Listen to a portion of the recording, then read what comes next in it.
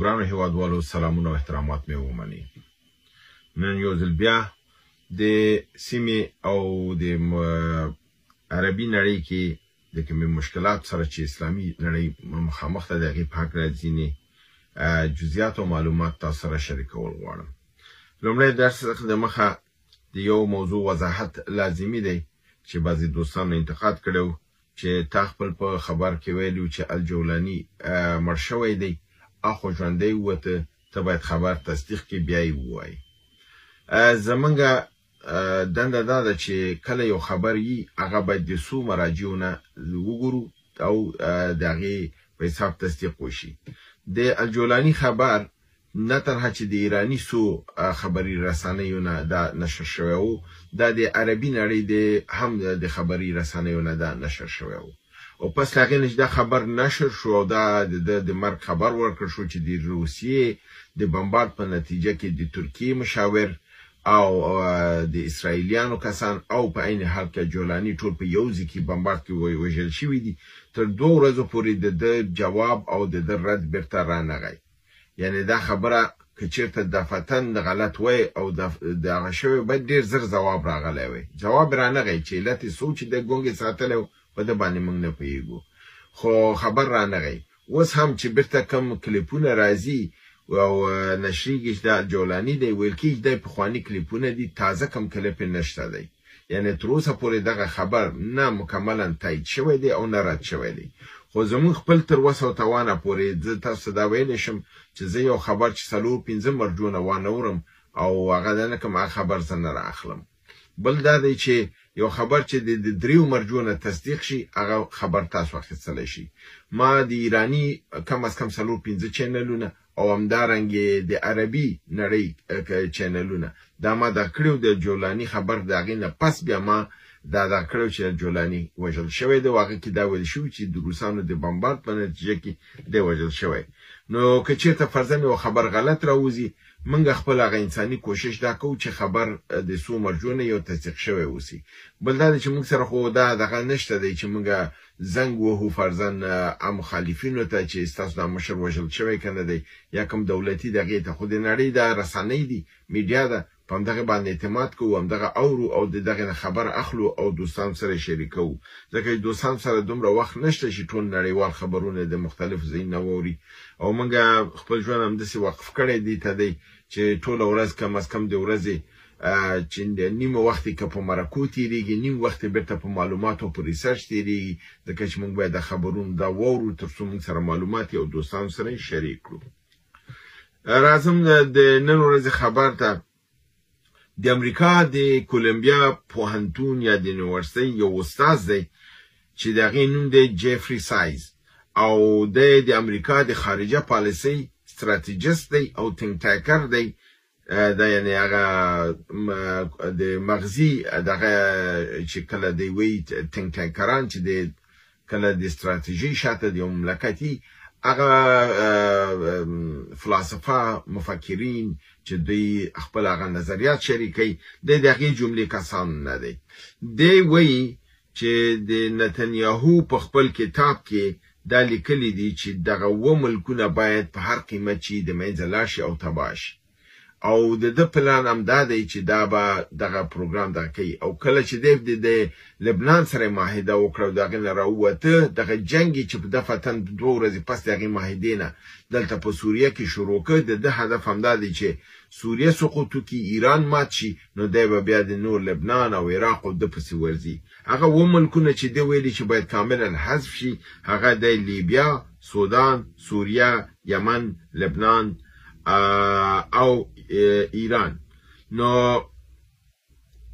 دغه ملکونه دی دا وایي چې دا باید کاملا د منځه لاړ شي، ځکه دی وایي چې دا د فلسطین تر شا ولاړ دي، د کې اسلامي تیوري دغه ده او دا دوی ته ګواښ دی. د ټولو نه زیات دوی د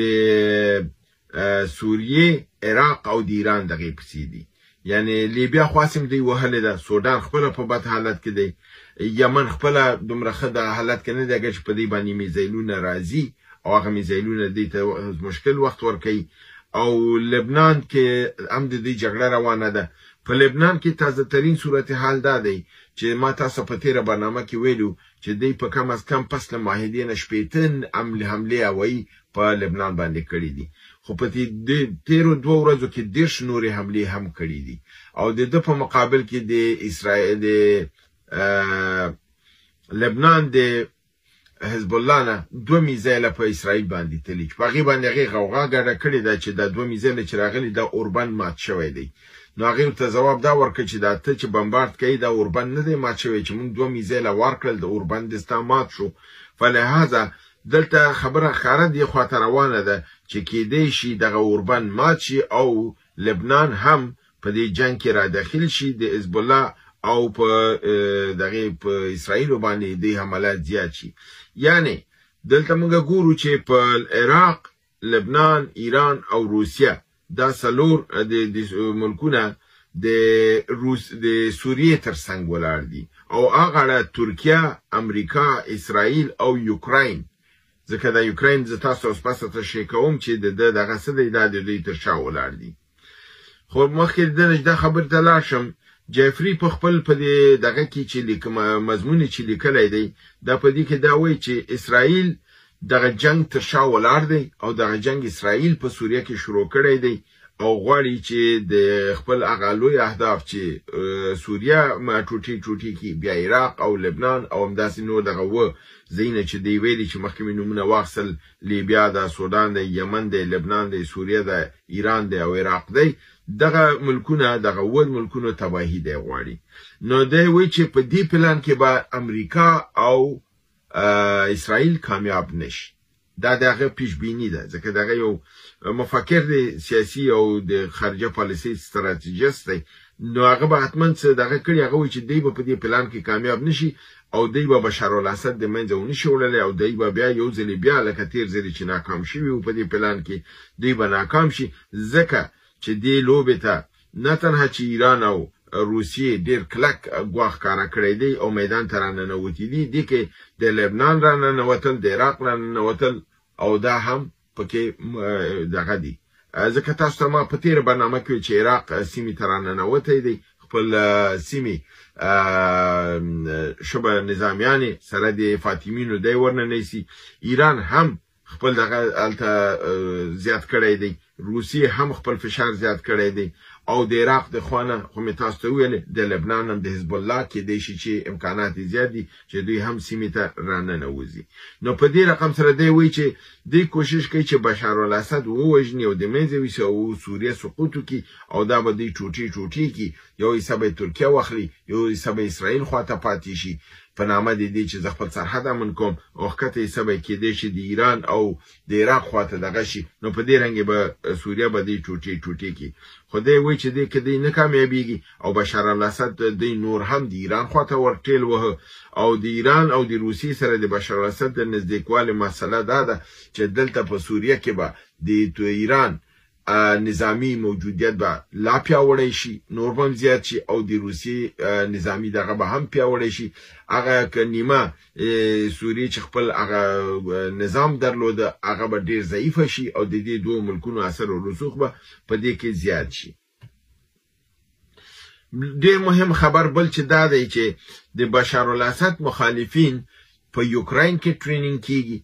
دی اسلحه مدرن اسلحه دوی سره چې د امریکایي اسلحه ده او کوم اسلحه چې امریکایانو یوکراین ته ورکړې وه د یوکراین د لارې نه دغې کسانو ته ورکړ شوې ده او د دې کسان ټرینینګ هم د یوکراین د نظامیانو په ذریعه باندې شوی دی. څنګه تاسو معلومه ده د یوکراین نظامیانو ټرینینګ اروپایان او امریکایان کوي. نو فلهذا دلته دا کار دوی دا کړی. جنگ په حلب کې، ادلیب کې، حمص کې او په یو بل نوي ښار کې حما کې روان دی. اسرائیل دا تمه ښکاره کړې ده چې د حمص په فتح سره به دمشق هم فتح شي او د سوریې نظام به ختم شي او سوریه به سقوط وکړي. دوی د دې کامیابۍ اظهارات کړي دي. په مقابل کې روسیې او ایران دا ویلي دي چې دوی په حلب کې هم ډېرې سیمې بیرته نیولي، ادلیب د نیولو مخنیوی کړی دی او په حما کې او په حمص کې هم لوی تاوان اړولی. او تر دې پورې دی وایي چې د روسیې په بمبارد کې ابا تیر ورځ د 200 کسانو د وژلو دا کړي و اوس تازه په دې نوې عملیاتو کې وایي چې 300 نور مخالفین د بشار الاسد وژلي دي او په دې مخالفینو کې ډېر مختلفو ملکونو کسان هم موجود دي چې ویل کېږي دي کې د